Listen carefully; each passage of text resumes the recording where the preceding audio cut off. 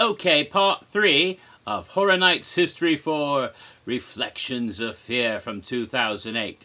Now, it's just about 15 minutes till 10 p.m., so I want to be very quick, because I want to see Smash, a show about Broadway musicals. That's my other big obsession besides Halloween Horror Nights, as some of you might know from my Tumblr site. But that's enough of that. Let's get right on into it then.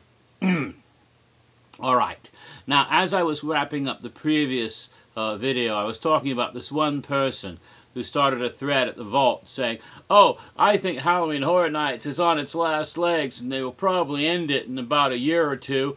You know, by 2009, 2010, they won't ever do it ever again because they've run out of good ideas. And I mean, look at all these icons they've had. A carnival clown ain't scary, and an old lady ain't scary, and a movie director ain't scary.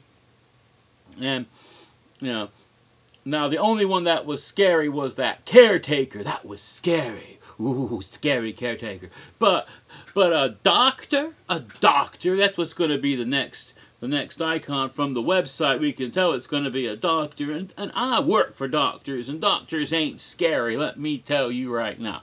And this person, who apparently was a student nurse, went on for quite some time about this sort of thing. Now, aside from the fact that that whole thread was insulting to everyone working at A&D, and for that reason it was very quickly taken down by the people who moderate the Vault, in spite of that fact, the person just wasn't thinking clearly or straightly and had very flawed logic, or didn't know what they were talking about when it came to icons, because, as I pointed out right away, the caretaker, Albert Kane, was, in fact, Dr. Albert Kane, and was a physician. He was a doctor. The one that she thought was actually scary actually happened to be a doctor already. Duh! So I pointed out, and then I also tried to point out to this person that, you know, this doctor on the website, obviously, she's going to become the icon who is Bloody Mary. Because, and the reason for that I'd already gave before, because the only house that was identified with a person was Bloody Mary House. There's always been an icon house. Therefore, the icon will be Bloody Mary. That just seems to be logical, so the doctor will ultimately become Bloody Mary, and it becomes even more obvious now that the doctor has been revealed to be a woman when we heard her voice. And the person responded, no, that ain't no woman. I heard that voice. That's a man speaking. Sound like a man to me. And I'm like, oh my God. Now, Bloody Mary may have had a husky voice, or Dr. Mary Agana, as she would ultimately be revealed. She may have had a husky voice, you know, like Lauren Bacall or somebody, some sultry person. But as a matter of fact, there was no way she sounded like a man whatsoever. I mean, I've known all kinds of men, from, you know, lumberjacks to drag queens, and even they don't sound that much like a woman as this did. This was a woman, I could tell. And, but obviously this person was either deliberately being difficult, perhaps a troll pretending to be someone retarded, or just too stubborn to admit they were wrong. I don't know. I don't care. Not my problem. It just amused me no end, though, that at the time. Getting back to the website, because that's what we want to talk about in the few minutes that we have. So, slowly, we were teased. The casebook would start a case, and it didn't finish it right there. No, you would have bits and pieces of that case. Each one, it was clear to us at the time, represented a different one of the houses. Each case would take, you know, would be reviewed over a period of days. And eventually it was like 8 weeks, or, well, 7 weeks or so, actually. And when we finally got a case, maybe we would find a little bit, and then finally the denouement, when something awful happened to that patient. And the first one I mentioned, I may not have the exact correct order, and I could go back and look it up, but I don't feel like it. Okay, so I'm just going to run with my own memory. I'm not going to go back and look up what the order of the 7 cases that she had at that time. Also, it was all set in the 1950s, exactly 50 years ago in 1958. 50 years ago as of 2008, right? So, and the dates for the cases match the dates in real time, so that if on July 3rd, for example, I just pulled the date out of my head, it wasn't necessarily an actual date. There is a case that happened on July 3rd, 1958 that is revealed on the screen on July 3rd, 2008. That's the way it worked, okay? So, that way it was unfolding in real time. Now, we know she's doing this sort of confrontation therapy where you confront a person who has a phobia with the thing they fear to force them to overcome it. There are some people who actually use this kind of therapy, but a lot of therapists believe this is not the best way of doing it. It depends on a case-by-case situation. I have some knowledge of this type of mental health counseling. Yes, some of you are aware, but that's beyond the course of this video. But in this case, she took it to an extreme, which can never, the medical, neither the AMA, the American Medical Association, or the, various boards for psychology or mental health counseling would ever have approved of this sort of behavior. And I'm surprised she was connected to a mental health hospital, which I think was probably Shady Brook. I have reasons for thinking this, but we'll get to that in a later video for another event. But at any rate, I'm surprised they kept her on staff with such the alarming experiments that she pulled off. But what the first case, I know this was the first case, was where a person had a morbid fear of the old story of the Headless Horseman. And this female patient was forced to confront an actual severed human head, which caused her to lose her mind and go crazy into a catatonic state. I think the second patient was the astronaut, former astronaut, who had a bizarre fear of strange symbols that had some connection to something secret at NASA, and she had a slideshow forcing him to look at these very disturbing images, including the symbols.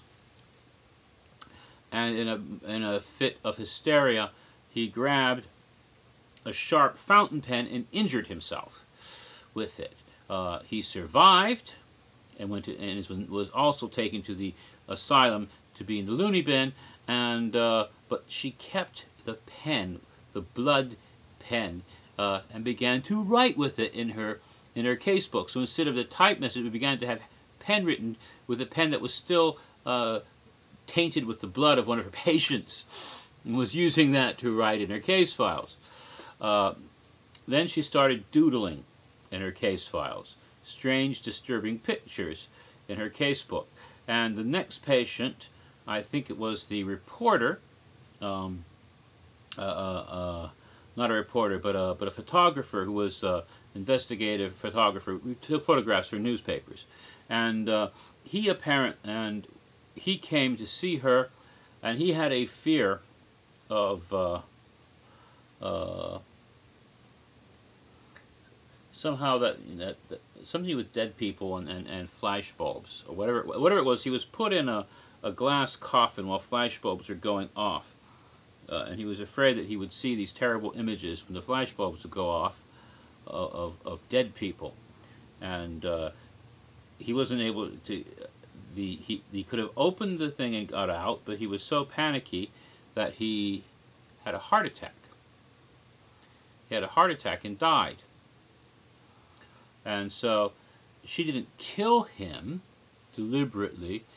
She had been very negligent and caused harm to her first two patients, but this one died, and it excited her. She was very excited by the fact that one of her patients died while he was undergoing therapy.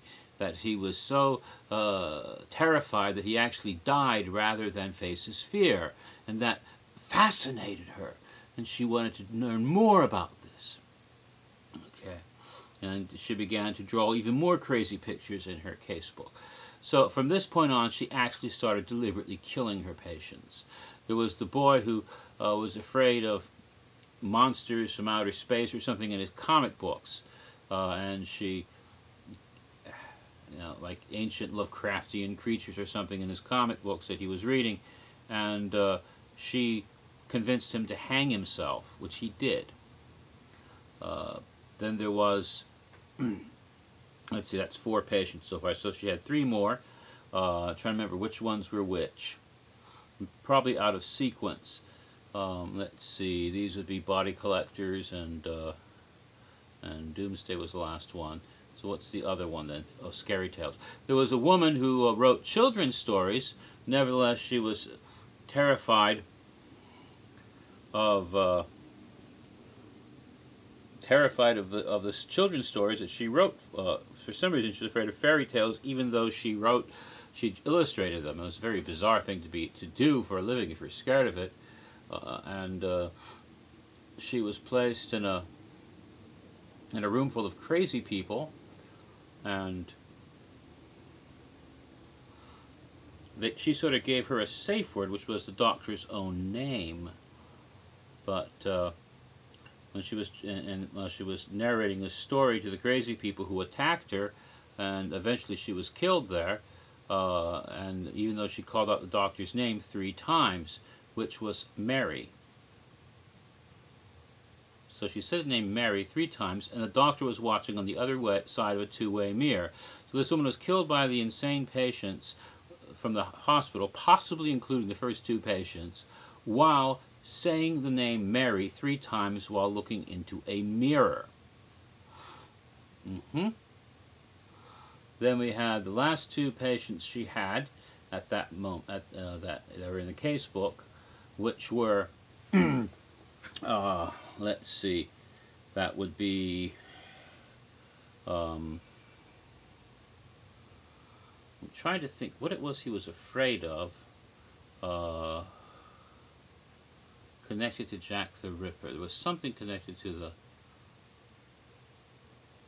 I can't remember the Body Collectors one off the top of my head. I can go look it up. But the person had a phobia about something. I think it had to do with diseases and traveling to foreign countries or something. I think that was the last one, where he ended up getting cooked on a grill.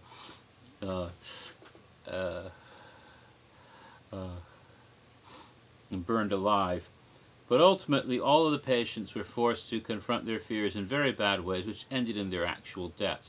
No, I think she actually, he was afraid of dismemberment or something, and he was actually, had her, cut him up and took his spine out. I mean, she did something awful to him that was with a saw or something.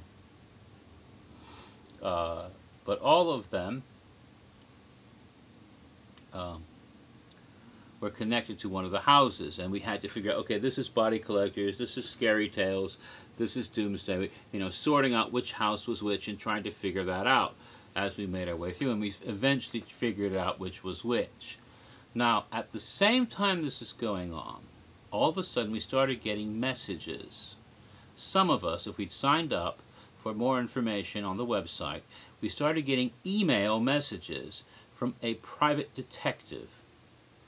And this private detective kept saying to us that, apparently he had a friend he was a friend of the photographer, the first guy to die.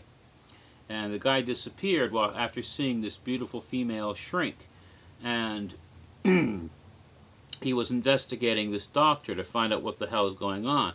Now, along with the message, there were pictures of different artifacts, like a New York subway token and a matchbox from the Kit Kat Club, which is a bar in New York Street in Universal Studios.